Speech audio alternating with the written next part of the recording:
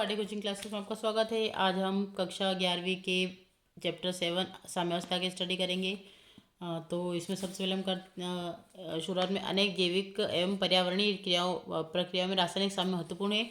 उदाहरण के लिए हमारे फेफड़ों में मांसपेशियों तक O2 के परिवहन एवं वितरण में O2 अणुओं तथा हीमोग्लोबिन के मध्य साम्य की एक निर्णायक भूमिका है। इसी प्रकार CO अणुओं तथा हीमोग्लोबिन के मध्य साम्य CO की विषाक्तता का कारण बताता है। जब किसी बंद पात्र में एक द्रव वाष्पित होता है तो उच्च गतिज ऊर्जा वाले अणु द्रव की सतह से वाष्प प्रावस्था में चले जाते हैं तथा अनेक जल के अणु द्रव की सतह से टकराकर वाष्प प्रावस्था से द्रव प्रावस्था में समाहित हो जाते हैं। इस प्रकार द्रव एवं वाष्प के मध्य एक गतिज साम्य स्थापित हो जाता है, जिसके परिणामस्वरूप द्रव की सतह पर एक निश्चित वाष्प दाब उत्पन्न होता है। जब जल का वाष्पन प्रारंभ हो जाता है तब जल का वाष्प दाब बढ़ने लगता है और अंत में स्थिर हो जाता है। ऐसी स्थिति में हम कहते हैं कि निकाय में साम्यावस्था स्थापित हो गई।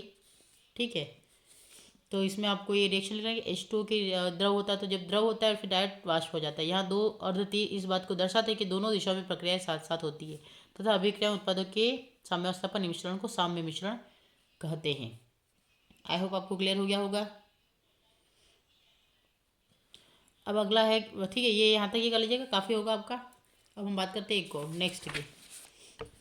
अब यहाँ पे बात करते हैं हम, क्या लिखा है कि इस आधार पर किसी साम्यावस्था पहुंचने तक कितनी अभिक्रिया पूर्ण हो चुकी है, तो समझते हैं। यहाँ पे देखो वर्गीकरण क्या है।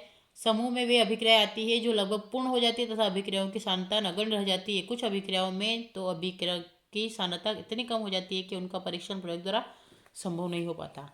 दूसरा था द्वितीय समूह में वे अभिक्रिया आती है जिनमें बहुत कम मात्रा में उत्पाद बनते हैं तथा साम्यावस्था पर अभिक्रियाओं का अधिकतर भाग अपरिवर्तित रह जाता है। फिर तृतीय समूह में उन अभिक्रियाओं को रखा गया है जिनमें अभिक्रियाओं को एवं उत्पाद की सांद्रता साम्यावस्था में तुलनात्मक होती हो। फिर आता है भौतिक प्रक्रमों में साम्यावस्था, तो ये आप पूरा ही लिख लीजिएगा भौतिक प्रक्रमों में। फिर आता है ठोस द्रव साम्यावस्था, तो पूर्ण रूपेण रोधित थर्मस फ्लास्क में रखी बर्फ एवं जल है ना, जल 273 केल्विन में वायुमंडलीय दाब पर साम्यावस्था में होते हैं। यहाँ तक कर लीजिएगा। फिर एक ब्लैक से दे रखा है, क्या दे रखा है कि वायुमंडलीय दाब पर किसी शुद्ध पदार्थ के वह ताप जिस पर ठोस एवं द्रव प्रावस्था साम्यावस्था में होती है पदार्थ का मानक गलनांक या मानक हिमांक कहलाता है। फिर निकाय दाब के साथ केवल थोड़ा सा परिवर्तित होता है, इस प्रकार यह निकाय गति साम्यावस्था में होता है, तो दोनों दोनों लिखना है। फिर द्रव साम्यावस्था आ जाता है, तो यहाँ से करना आपको कि एक यू आकार की नलिका जिसमें पारा भरा हो, मैनोमीटर को एक कांच के पारदर्शी बॉक्स में जोड़ देते हैं। बॉक्स में एक वॉच ग्लास या निर्जलीय कैल्शियम क्लोराइड है ना, निर्जल कैल्शियम क्लोराइड जैसा जल शोषक रखकर बॉक्स की वायु को कुछ घंटों तक सुखाया जाता है। इसके पश्चात जल शोषक को बाहर निकाला जाता है, तो बॉक्स को एक तरफ टेढ़ा कर उसमें जल सहित एक वॉच ग्लास को शीघ्र रख दिया जाता है। तो मैनोमीटर को देखने पर पता चलता है कि कुछ समय पश्चात इसकी दाईं भुजा में पारा धीरे धीरे बढ़ता है और अंत स्थिर हो जाता है, अर्थात बॉक्स में दाब पहले बढ़ता है और फिर स्थिर हो जाता है और फिर आयतन भी कम हो जाता है। इतना कर लीजिएगा।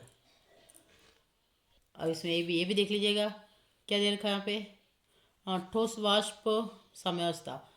ठीक है, जहाँ ठोस वाष्प साम्यावस्था में उत्पादित होती है, यदि हम आयोडीन को एक बंद पात्र में रखें तो कुछ समय पश्चात पात्र बैंगनी वाष्प से भर जाता है तथा समय के साथ साथ रंग की तीव्रता में वृद्धि होती है, परंतु कुछ समय पश्चात रंग की तीव्रता स्थिर हो जाती है। इस स्थिति में साम्यावस्था स्थापित हो जाती है। अतः ठोस आयोडीन ऊर्ध्वपातित होकर आयोडीन वाष्प देती है और साम्यावस्था को निरूपित करती है। तो ये आपके फॉर्मूला दे रखा है, ये सारा लिखना आपको यहाँ से। उसके बाद द्रवों में, तो द्रव में ठोस अथवा गैस की घुलनशीलता के संबंध साम्य, तो द्रव में ठोस, तो यहाँ से चालू करना है कि जल की एक निश्चित मात्रा में सामान्य ताप पर लवण या चीनी की एक सीमित मात्रा घुलती है। यदि हम उच्च ताप पर चीनी की चाशनी बनाए उसे ठंडा करें तो चीनी की क्रिस्टल पृथक हो जाते हैं। किसी ताप पर दिए गए विलयन में यदि और अधिक विलयन न घुल सके तो ऐसे विलयन को संतृप्त विलयन कहते हैं।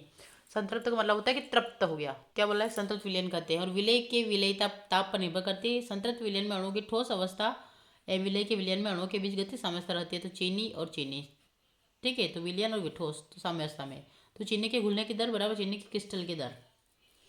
रेडियो एक्टिवता युक्त तो चीनी की सहायता से उपरोक्त दरों एवं साम्यावस्था में गति वृद्धि को किया जा सकता है।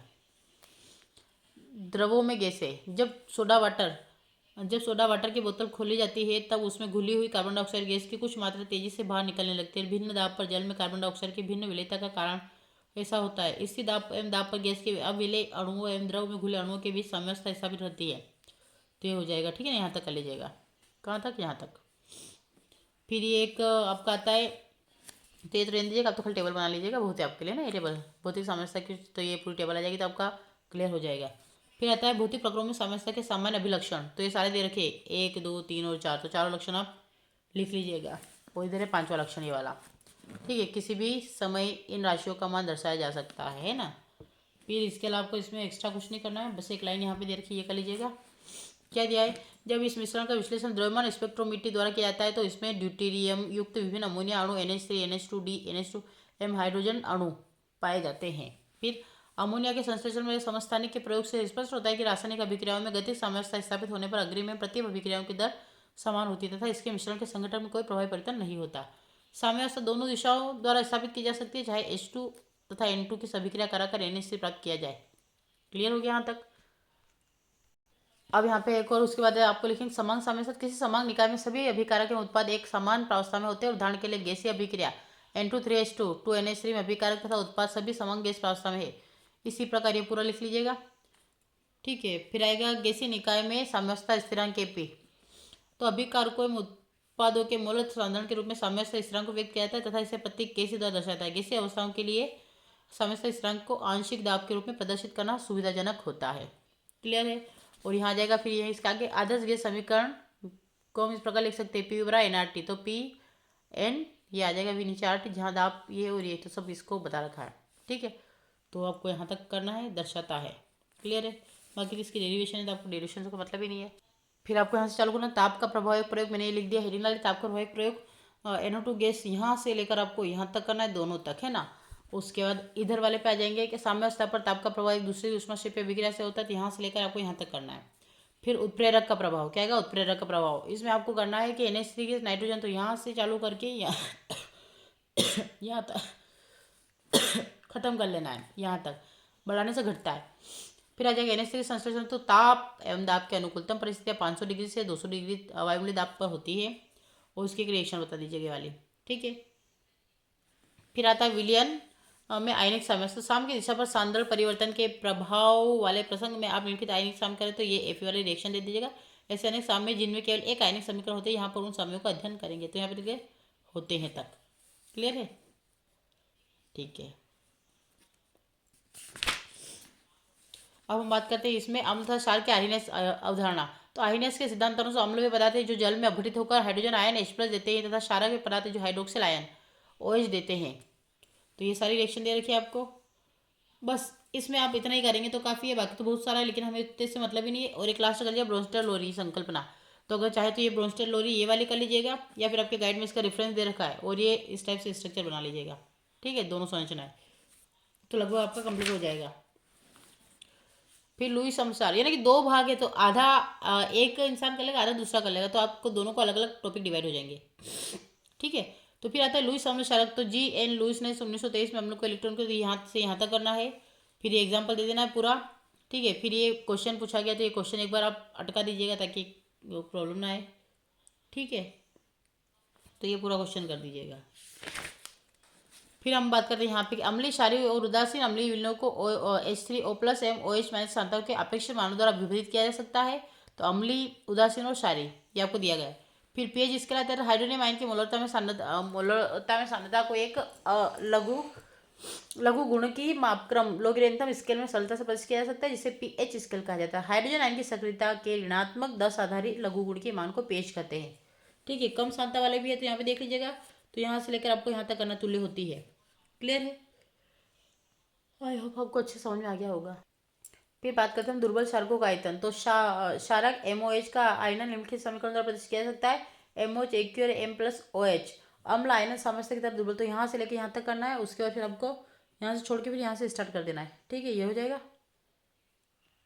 फिर इस टेबल को दर्शाना आपको डाइमेथिलेमिन वाला। तो ये इस टाइप से कि इसकी वैल्यू कितनी होती है, Kb की वैल्यू कितनी होती है, ये वाला। फिर आता है इसके नीचे कि कई कार्बनिक यौगिक एमिन्स की तरह दुर्बल क्षारक है। एमिन्स अमोनिया के उत्पन्न है जिनमें एक या अधिक हाइड्रोजन परमाणु अन्य समूह द्वारा प्रतिस्थापित होते हैं, जैसे मेथिलेमिन, कोडीन, क्विनिन या निकोटीन। सभी बहुलक दुर्बल क्षार है, इसलिए इनके Kb के मान बहुत छोटे होते हैं। ठीक है, तो यहाँ तक हो जाएगा। उसका यहाँ तक करने के बाद आप डायरेक्ट एक एग्जाम्पल दे दीजिएगा। क्लियर है। तो इसमें भी हाइड्रोजन आयन सांद्रता pH इसके इतना उपयोगी है कि इसे अनिश्चित राशियों में करते तो pKb हो जाएगा आपका। ये दूसरे वाले बच्चे का प्रोजेक्ट चल रहा है ना, पहले वाले का खत्म हो चुका था। तो लवणों का जल अपघटन में इनके विलयन का pH तो यहाँ से करना है कि जल तथा धनायन तथा ऋणायन या दोनों से होने वाली अन्योन्य प्रक्रिया को जल अपघटन कहते हैं। इस अन्योन्य क्रिया से पीएच प्रभावित होती है प्रबल क्षारकों द्वारा दिए गए धनायन के लिए। तो यहाँ से करके यहाँ तक आपको करना है। उसके लिए तीनों फैक्ट आपको यहाँ से पूरे पॉइंट लिख लेने तीनों, ठीक है। अगर इसमें अगर एग्जाम्पल चाहे तो आप यहाँ से ऐड कर दीजिएगा, लेकिन जहाँ तक मैंने हाईलाइट करा इतने करे तो काफ़ी है। बाकी तो ये पूरा दे रखा है, तो आप देख लीजिएगा। अमोनिया आयनों का जल अपघटन होने से NH4 आयन बनते हैं, तो ये भी कर लीजिएगा। ये रिएक्शन दे रखी है आपको, जिसमें अमोनियम हाइड्रोक्साइड के Kb की वैल्यू भी दे रखी है। फिर दुर्बल क्षार के लिए आता है, तो ये भी देख लीजिएगा। इसके लिए भी अलग अलग वैल्यू दे रखी है, तो ये कर लीजिएगा, ठीक है। यहाँ तक कर लीजिएगा। फिर ये निकालते कैसे देखिए, सवाल भी सोल्व कर लीजिएगा। फिर बफर विलयन आता है। तो शरीर में उपस्थित कई तरल के निश्चित पीएच होते हैं। इनके पीएच में हुआ परिवर्तन शरीर के ठीक से काम न करने का सूचक है। कई रासायनिक अभिक्रियाओं में भी होता है, ठीक है। और नियंत्रण बहुत महत्वपूर्ण होता है। कई औषधि एवं प्रसाधनी सनुपणों को किसी विशेष पीएच पर रखा जाता है एवं शरीर में प्रविष्ट कराया जाता है। ऐसे विलयन जिनका पीएच तनु करने अथवा अम्ल या क्षारक की थोड़ी सी मात्रा मिलाने के बाद भी अपरिवर्तित रहता है, बफर विलयन कहलाता है, ठीक है। और फिर एक छोटी सी हिंट देखिए, यदि द्रव से निकलने वाले अणुओं की संख्या वाष्प से द्रव में लौटने वाले अणुओं की संख्या के बराबर हो तो साम्य स्थापित हो जाता है। यह गतिशील प्रकृति का होता है। साम्यावस्था भौतिक एवं रासायनिक दोनों प्रक्रमों द्वारा स्थापित हो सकती है। इस अवस्था में अग्र एवं पश्च अभिक्रिया की दर समान होती है और उत्पादों की सांद्रता को अभिकारकों की सांद्रता से भाग देने पर प्रत्येक पद को रस समीकरण स्थिरांक के घात के रूप में साम्य स्थिरांक कहते हैं। और ये पूरी रिएक्शन लिख लीजिएगा, ठीक है। और एक लास्ट पॉइंट है, नियत ताप पर साम्यावस्था स्थिरांक का मान नियत रहता है, ठीक है। आई होप आपको लेक्चर अच्छा लगा है। अगर लेक्चर अच्छा लगा है तो मेरे चैनल को लाइक करें, शेयर करें, अधिक से अधिक सब्सक्राइब करें, ताकि मैं आपको इस प्रकार के और भी कई लेक्चर प्रोवाइड करवा सकूं। Thank you for watching and supporting.